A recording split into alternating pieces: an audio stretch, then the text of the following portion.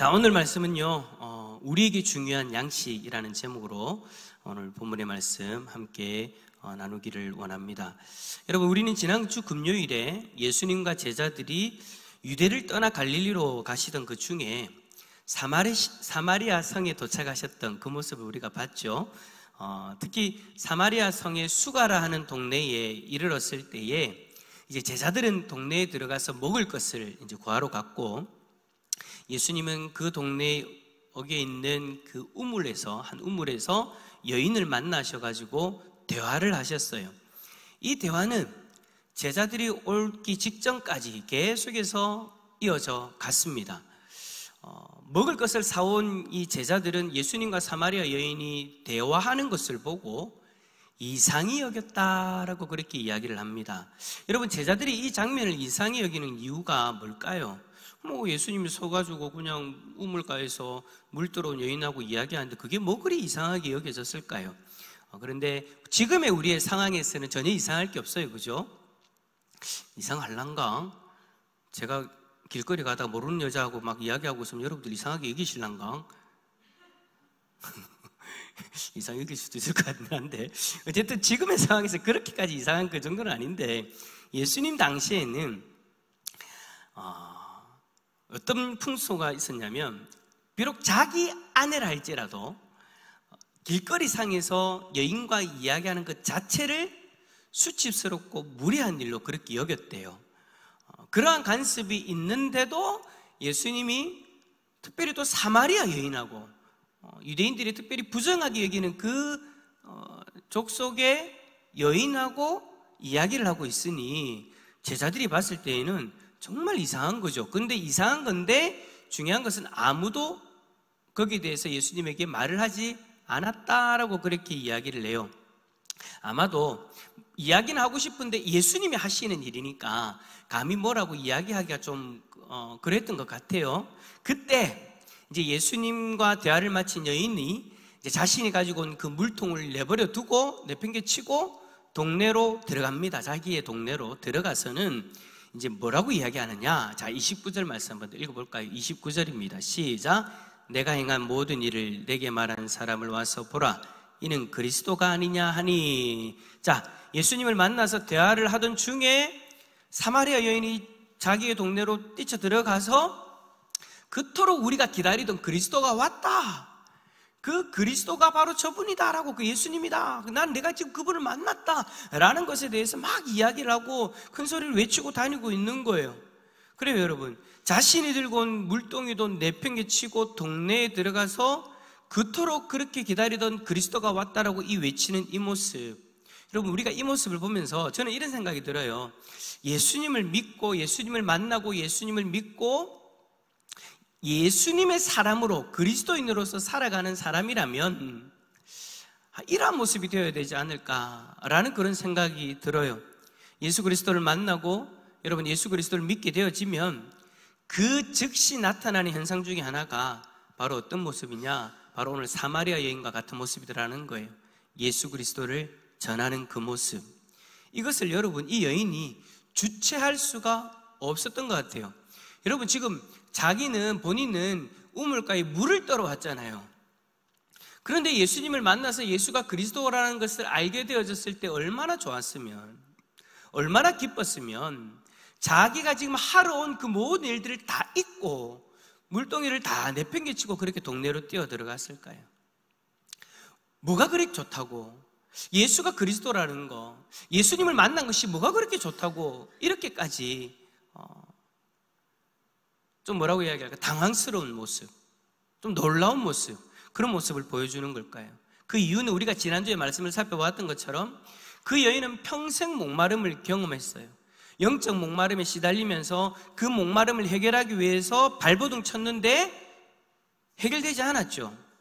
남자를 만나서 가정을 이루면 그 목마름이 해결될 것이라고 그렇게 생각했지만 5번이나 실패하고 또 다른 남자를 만나서 그 목마름을 해결하려고 했지만 결국에는 그 목마름조차도 해결하지 못했어요. 여러분, 왜 5번 결혼하고 또 지금도 동거하고 있는데 그 남자하고는 결혼하지 않은 상태일까요? 저라도 그럴 것 같아요. 5번이나 남편을 통해서 위로받고 남편을 통해서 영적 목마름을 해결하려고 했지만 다 번번이 실패했잖아요. 그러니 무턱대고 결혼하기가 겁났을 것 같아요. 그래서 요즘에는 왜 그런 풍조가 있다 하잖아요. 결혼하기 전에 뭐부터 해봐라? 동거부터 해봐라. 그래서 너하고 맞는가 안 맞는가를 보고 그렇게 결혼하는 그런 풍토도 요즘에 생기잖아요. 이 여인은 5번이나 그렇게 실패하고 이제는 결혼하기가 겁나는 거예요.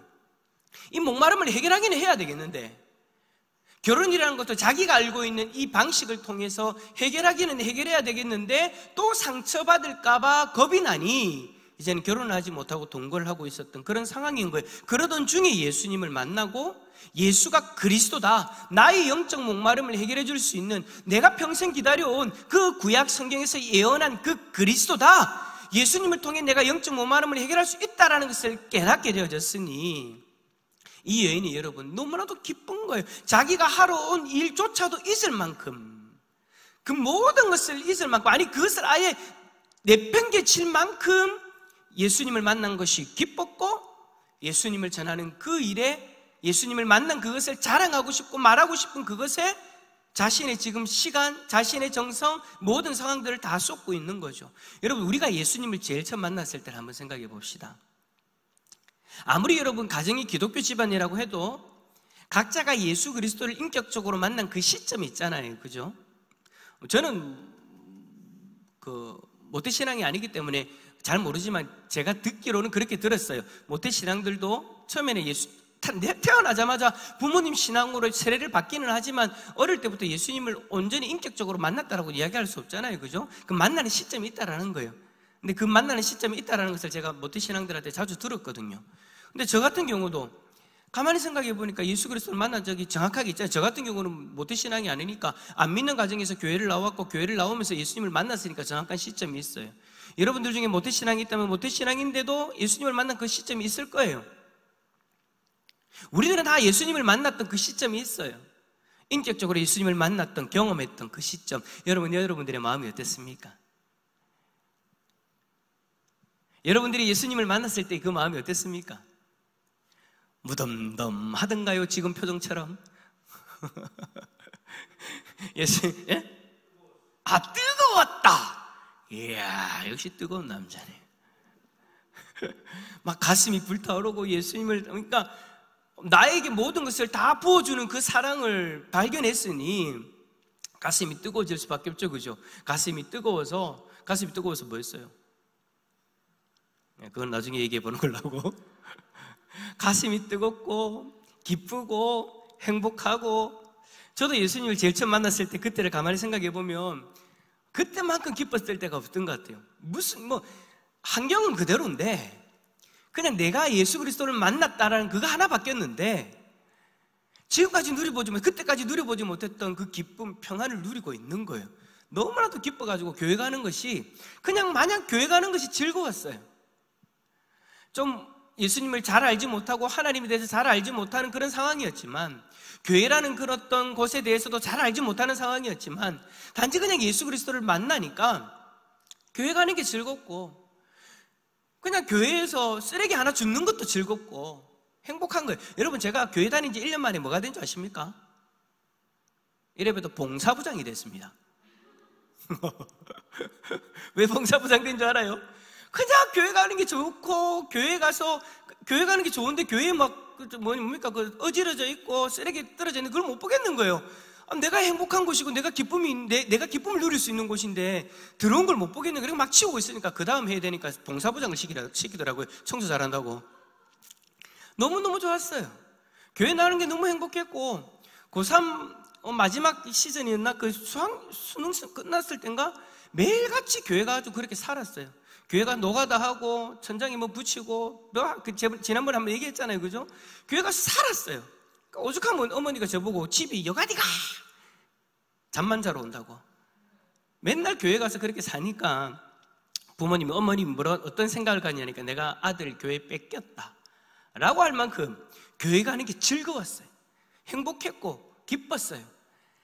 그래서 이제 하나님을 더 찬양하고 싶어가지고, 그 기쁜 마음을 가지고 하나님을 더 찬양하고 싶어가지고 기타를 배웠어요. 그렇다고 해서 뭐 어디 전문학원 가서 배우는 것도 아니고 교회 가서 그냥 옛날에 우리가 그랬던 것처럼 있잖아요. 코드 몇 개 배워가지고 제가 제일 처음에 배웠던 찬양, 주여 우리의 죄를 A 마이너, E 마이너, A 마이너 그거부터 시작해가지고 저녁마다 옥상에 올라가가지고 그 기타 치는 그 재미, 하나님 찬양하는 그 재미, 그 기쁨, 그냥 그렇게 살았거든요. 그래서 만나는 사람들마다 예수님을 대해서 이야기를 하고 올라가서 옥상에 올라가서 그곳에 그 찬양을 하고, 또 해운대 바닷가 가지고 우리 청년들처럼 해운대 바닷가에 가면 지금도 있어요. 파라다이스라는 호텔이 있어요. 파라다이스라는 호텔에 정말 밖에 야경을 조경 멋지게 해놨거든요. 조명도 너무 멋져요. 그럼 저녁에 딱 가가지고 그 조명 밑에서 제 한 살 위에 선배 형님하고 둘이서 딱 앉아 바바바바 찬양하고 그러고 있으면 지나가던 사람들 돈도 던져주고 음료수도 던져주고 그러려고 그런 건 아닌데, 청년들도 이번에 그래 하면서 그런 일들이 있었다고, 그래 비슷한 일들이 있었다 하더라고요. 그게 너무 좋은 거예요. 예수님을 만난 것 자체가 너무 좋은 거예요. 그래서 예수님에 대해서 이야기하고 싶고 하나님을 더 찬양하고 싶고 드러내고 싶었던 거죠. 오늘 이 여인이 그러했다라는 거예요. 근데 여러분 생각해 보세요. 당시 시대의 어떤 문화적인 어떤 정황상 이 여인이 길거리에서 외친다, 소리친다? 여러분, 이 여인이 지금 5번 결혼한 거 예수님만 아셨습니까? 아니에요, 여러분. 같은 동네 사람들 다 알고 있는 사실이잖아요. 이 여인에 대해서 뭐 어떻게 봤겠어요? 우리가 일반적으로 생각하는 그런 모습으로 봤을 거란 말이에요. 그렇게 보는데 이 여인이 사람들이 자신을 어떻게 보든 어떻게 이야기는 그거 중요하지 않아요. 너무 기쁘니까, 너무 행복하니까. 그래서 그리스도가 오셨다고, 우리가 그토록 기다리는 그리스도가 오셨다고 거기에 나가서 그냥 자신 있게 외치는 거예요. 그 기쁨을 이야기하는 거예요. 너무나도 기쁘고 행복한 나머지 그 기쁨을 사람들에게 전할 수밖에 없었던 거죠. 어떤 이들은 여러분 예수님을 믿고 나서 이제 어느 정도의 시간을 가지고 난 이후에, 그 시간이라는 것은 무엇을 하냐면 훈련도 받고 성경도 배우면서 예수님이 어떤 분인가 하나님이 어떤 분인가 한 몇 년 동안 좀 배우고 난 이후에 예수님을 전할 수 있다고 그렇게 생각합니다. 그래서 어떻게 하느냐, 조금만 더 밀어요. 그리고 나서 이제 어느 정도 배웠다, 복음에 대해서 배웠다, 때가 되었다라고 이야기를 하면서 이제는 전해야지라고 이야기하지만, 여러분 한번 여쭤보겠습니다. 그렇게 때를 미루어서 결국 전해지던가요? 누구 한 명이 지금 강하게 증거를 했는데 누구라고는 얘기는 안 할게요. 맞아요. 이게 맞아요. 우리가 처음에 예수님을 만났을 때 복음을 전하지 못하고 계속해서 미루면요, 때가 되어졌다라고 생각되어져도 미뤄요. 여러분, 성경 어디에 전도의 때를 기다리라라는 그런 말씀이 있던가요? 전도의 때를 기다리라. 없어요. 성경에서 예수님을 만난 사람들을 보면은요, 예수님을 만나게 되어졌을 때, 예수님을 믿게 되어졌을 때 즉시 예수님을 전합니다. 오늘 사마리아 여인처럼요. 오늘 사마리아 여인은 예수님을 믿고 예수님과 함께 하면서 나 예수님하고 좀 더 함께하고 좀 더 배우고 그러고 나서 예수님 전할래요라고 안 했어요. 동네 사람들이 예수님을 믿을 수 있는 적당한 시기가 오면 그렇게 전할게요라고도 안 했어요. 즉시 물동이를 내팽개치고 즉시 예수님을 전합니다. 예수님을 믿음과 동시에 예수님을 전하기 시작하는 거예요. 사랑하는 성도 여러분, 이 사마리아 여인의 모습이 저와 여러분의 모습이 되어야 될 줄 믿습니다. 예수님을 전하기 위해서는요, 여러분, 특별한 시간, 환경 필요한 것이 아니더라는 거예요. 우리에게 뭐만 있다면, 믿음만 있다면, 내가 예수 그리스도를 만났다면, 내가 그리스도인이라면 그 즉시 예수님을 전할 수 있는 거죠. 여러분, 예수님도요, 이것이 자신에게 너무나도 중요하다라는 말씀을 하십니다. 자, 31절부터 38절까지는 사마리아 여인이 이제 동네에 들어가고 나서 그 다음에 제자들과 말씀하신 것을 기록한 내용들인데요, 제자들은 예수님에게 자신들이 사온 음식을 드렸어요. 그런데 이제 음식을 구하러 동네에 들어갔다가 다시 음식을 가지고 와서 예수님에게 드렸으니 예수님이 드셔야 되잖아요. 그런데 예수님이 뭐라고 이야기하시느냐, 너희들이 알지 못하는 양식이 나에게는 있다라고 그렇게 얘기해요. 그러니까 제자들 입장에서는 당황스럽죠. 제 같으면 만약에 그렇게 생각, 그 여인이 먹을 걸 줬나, 먹을 걸 드렸나 라는 생각을 했을 것 같은데, 먹을 것을 숨겨 놓으신 건가? 라는 그런 생각을 했겠죠. 그런데 아니죠. 자, 예수님이 먹을 양식 있다라는 그 양식 도대체 뭘까요? 34절 읽어봅시다. 34절입니다. 시작. 예수께서 이르시되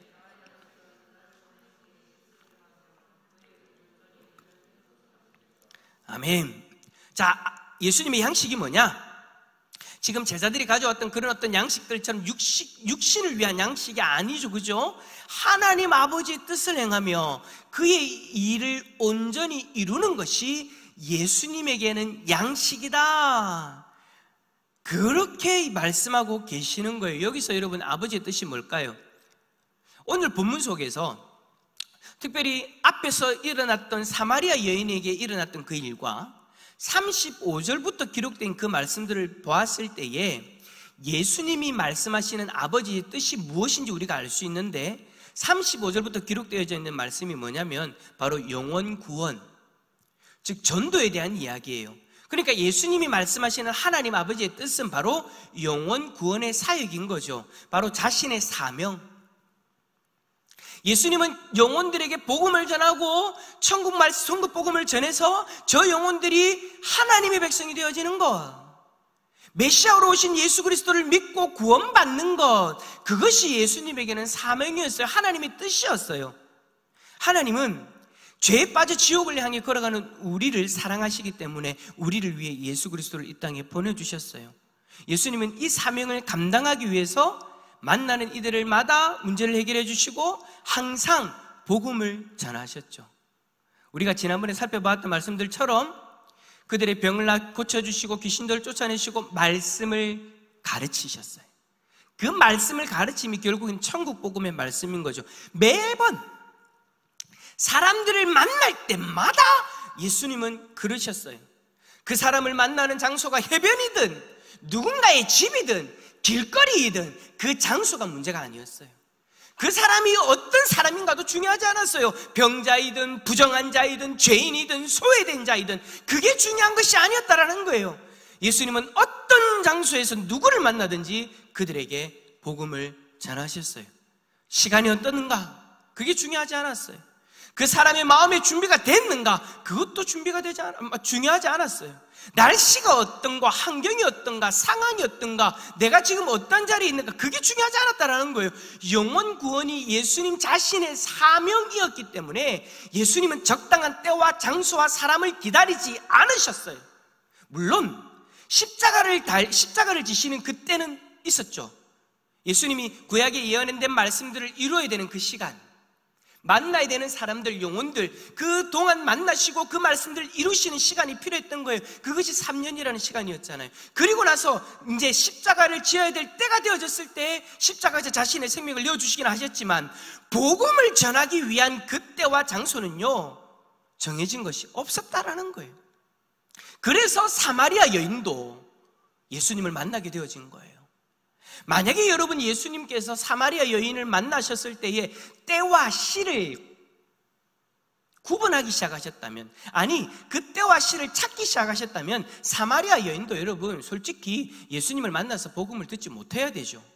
왜냐하면 일단 사람을 한번 우리가 평가해 봅시다. 부정한 사람이에요. 사마리아인이에요. 다른 나라의 피와 이스라엘 백성의 피가 섞여버린, 좀 이런 표현이 좀 잡종이었단 말이에요.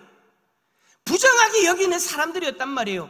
사람을 만약에 따져가면서 복음을 전했다면 그 사람에게 절대 예수님은 다가가시면 안 됐고 말씀하시면 안 됐죠. 또 만약에 장소를 이야기해 봅시다. 우물가였어요. 어디 유대인이 여인을 만나서 그곳에서 길거리에서 이야기를 합니까? 이거는 여러분 있을 수 많이 해서는 안 되는 일이죠.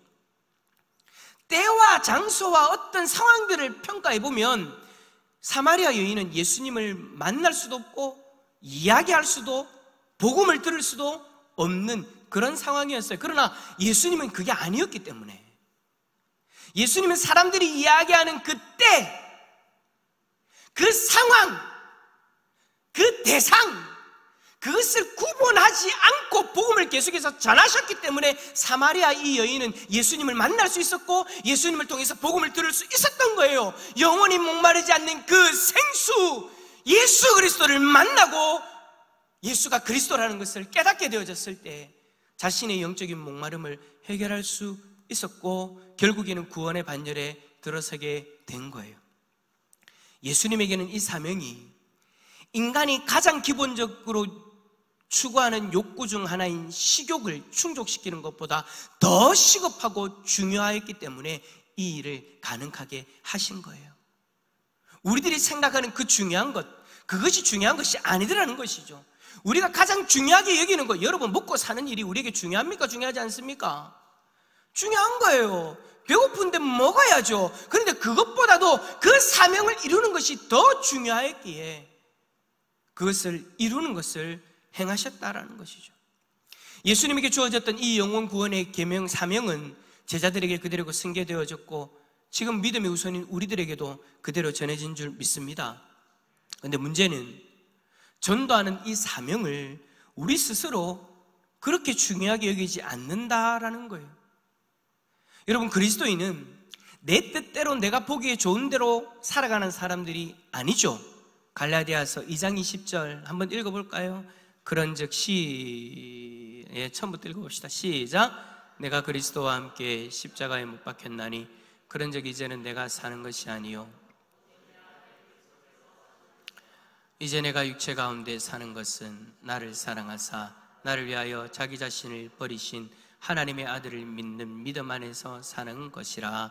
아멘. 내가 그리스도와 함께 십자가에 모여졌다고요? 못 박혔다. 내가 예수 그리스도를 믿는다는 것은 그거라는 거예요. 내가 지금 여러분 내 육신을 가지고 내 마음대로 살아가는 인생이 아니라 내 육신은 이미 십자가에 예수 그리스도와 함께 못 박힌 거예요. 이제 내가 사는 것은 내 안에 계신 그리스도, 예수 그리스도가 내 인생의 주체가 되어주신다라는 거예요. 주인이 되어주신다라는 거예요. 그 주님이 앞에서 이야기한 그러한 삶을 사셨고 이제 우리가 그러한 삶을 살기를 원하신다면 우리들 또한 이러한 삶을 살아야 되는 것이 마땅한 줄 믿습니다. 무슨 말이에요? 먹고 사는데 우리의 온 신경을 집중시키기보다 이 일보다 더 중요한 영의 양식인 아버지의 뜻을 행하며 아버지의 일을 온전히 이루는 삶, 이 삶을 우리가 살아야 된다라는 거예요. 그 뜻과 그 일이 오늘 본문 속에서 뭐라고요? 영혼 구원, 전도라는 거예요. 근데 지금 여러분 우리의 모습은 어떤지 한번 살펴봅시다.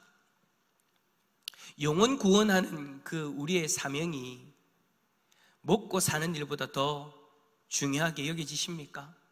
더 필요하다라고 느끼고 더 중요한 영적 양식이라는 것이 인정이 되어지십니까? 영혼 구원하는 것이 먹고 사는 일보다 더 필요한가?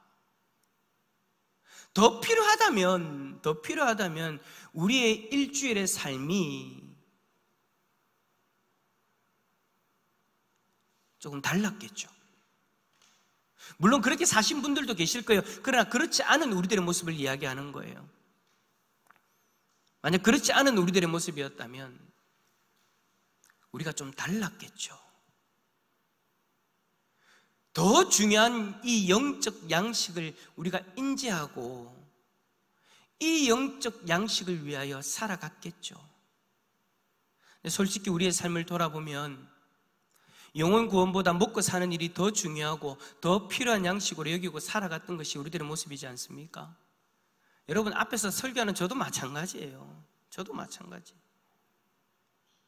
여러분 제가 설교할 때 항상 저를 옆에다 두고 여러분들에게만 이야기하는 거 아니에요. 저도 여러분 말씀을 전하면서 제 가슴이 아파요. 어떤 분이 그러더라고요. 요즘 설교 들을 때마다 마음이 아파요. 왜? 자신의 연약함이 드러나니까. 하나님이 자꾸 나의 연약함을 끄집어내니까. 절대 여러분 오해하지 마십시오. 제가 지난번 우리 교회 와서 처음에 아마 그런 이야기를 했을 건데 저는 설교를 할 때 누구를 딱 꼬집어서 이야기하지 않습니다. 요 설교할 때 사랑자매 들어라 하라고 하지 않습니다. 여러분 절대 그러지 않아요. 저는 그냥 말씀 있는 대로 그냥 전하는 거예요. 근데 그 말씀을 듣는 이들의 마음이 찔림이 있단 말이에요. 그 말이 무슨 말이냐면 살아계신 하나님 우리 가운데 역사하신다는 증거인 줄 믿습니다. 근데 그 역사가 그 하나님의 사역이요 저한테도 일어나는 거예요. 이 말씀을 전하면서 저도 여러분 제 마음에 찔림이 엄청 많아요. 목사라고 하면서도 솔직히 먹고 사는 일에 여러분 정신 팔려가지고 그렇게 서 있는 모습을 보게 될 때가 있어요. 생각은 해요. 어떻게 하면 복음을 전할까? 코로나 터지기 전에는 목요일이었나? 화요일이었나? 제가 그 전임 교육자 있었을 때 데리고 복음 전하겠다고 전도지 들고 나가기도 했었어요. 이제 코로나 때문에 이제 못한다 핑계 대면서 막 그렇게 살아왔죠. 이제 금요전도 때 이제 시작했는데, 이제 저 마음속에 그런 마음이 드는 거예요. 하나님, 이제 어떻게 할까요? 저도 이제 나가서 전도를 해야 되겠는데 어떤 전도를 할까요? 제가 청년부가 나가는 그 모습을 보면서 저 안에 도전이 되어져가지고, 야, 그래, 옛날부터 하나님 주신 마음이 있지 않냐? 제게 하나님 주신 마음이 뭐였냐면, 옛날에 현대교회에 있을 때 파라다이스 앞에서 했던 것처럼 다시 기타 하나 들고 나아가서 흑암의 권세 아래에서 고통을 당하며 살아가고 있는 저들에게 위로의 찬양을 해주자, 불러주자. 그리고 그 위로의 찬양이 여러분 뭐겠습니까? 예수 그리스도잖아요. 그 예수님의 이름을 전하자. 그걸 여러분 생각한 지 지금 한 달이 넘었어요. 근데 아직까지도 실행하지 못하고 있어요.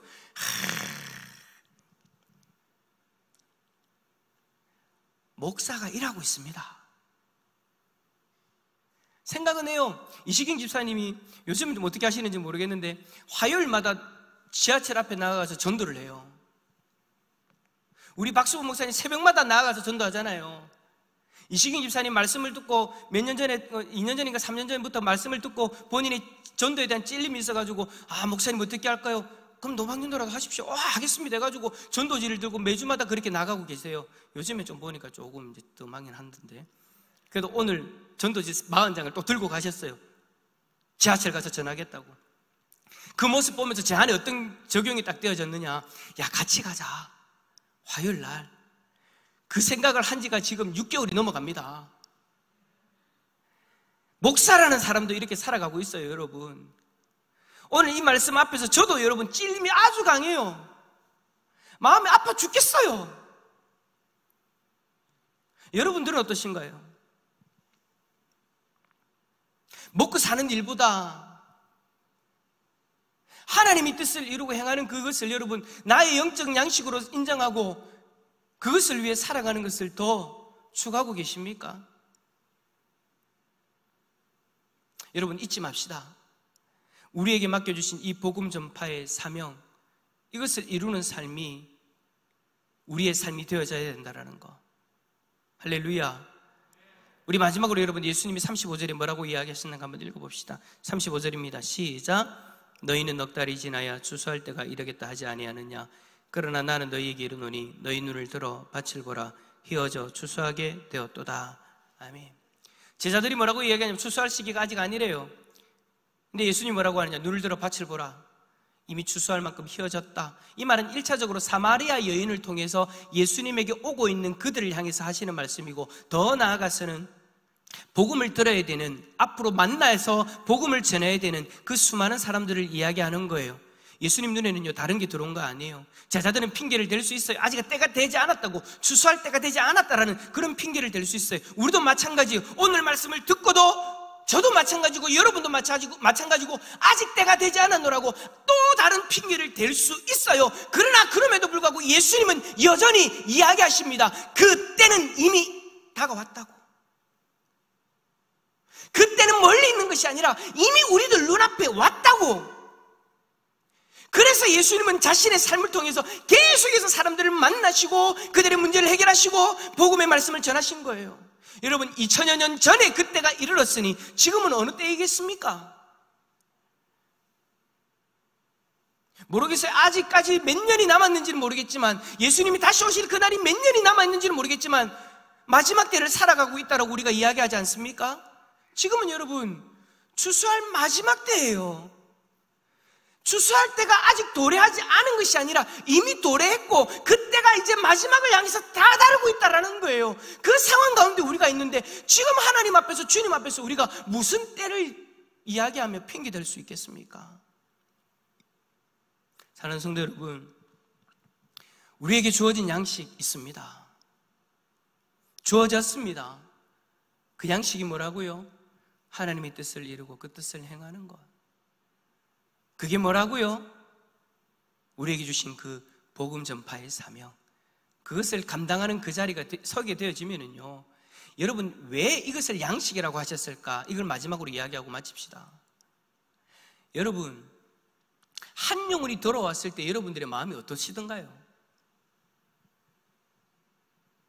한 영혼이 복음을 듣고 하나님 앞에 거듭난 삶을 살아간다. 여러분들이 전도한 그 사람이.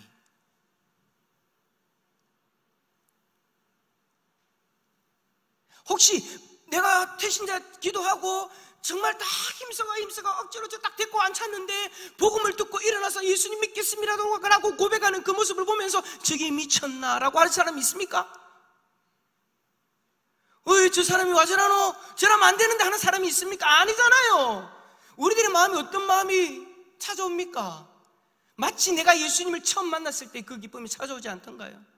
하나님이 주시는 은혜가 넘치지 않던가요? 감사가 넘치지 않던가요? 어떻게 해서든 저 사람이 더 믿음 가운데 온전히 서게 할까? 내가 어떻게 헌신할 수 있을까? 그런 긍정적인 마음들이 막 부어지지 않던가요? 여러분, 저는 설교하고 복음을 전하고 예수 그리스도를 믿으실 분들을 일어나십시오라고 했을 때 일어나는 그분들 보면요, 저는요 미칩니다. 저 태신자도 아니에요. 저의 태신자가 아닌데도 불구하고 복음을, 제가 전하는 복음을 듣고 일어난 그 영혼들을 바라보면서 하나님 앞에 너무 감사해요. 너무 행복해요. 너무 즐거워요. 왜 여러분 전도가 우리에게 양식이 되어지느냐? 왜 영의 양식이 되어지느냐? 우리를 통해 한 영혼이 거듭나는 그 상황 가운데서 우리가 누릴 수 있는 영적인 은혜들이 충만하다라는 거예요. 할렐루야. 이 영의 양식을 다음 주일날 우리 모두가 누렸으면 좋겠습니다. 꼭 누렸으면 좋겠습니다. 그러나 여러분, 만약에 여러분들이 최선을 다했고 기도도 열심히 했고 그 영혼을 데려오려고 했는데 마지막에 오지 못했다, 그래도 여러분 실망하지 마세요. 여러분들이 행한 그 삶을, 그 모습을 하나님이 기뻐 보세요. 하나님 뜻을 이루기 위해 애썼잖아요. 그 모습을 하나님이 기뻐하신다니까요. 그 가운데 하나님 주신 은혜가 넘치는 줄 믿습니다. 우린 최선을 다하는 거예요. 최선을 다하면 되는 거예요. 자, 우리 옆에 있는 분에게, 앞뒤 좌우에 있는 분들에게 이렇게 이야기합시다. 당신을 통해서 하나님 뜻이 이루어지길 원합니다. 할렐루야. 그래서 영의 양식을 풍성히 누리시는 우리 성도들 다 되어질 수 있기를 예수 그리스도 이름으로 축원합니다.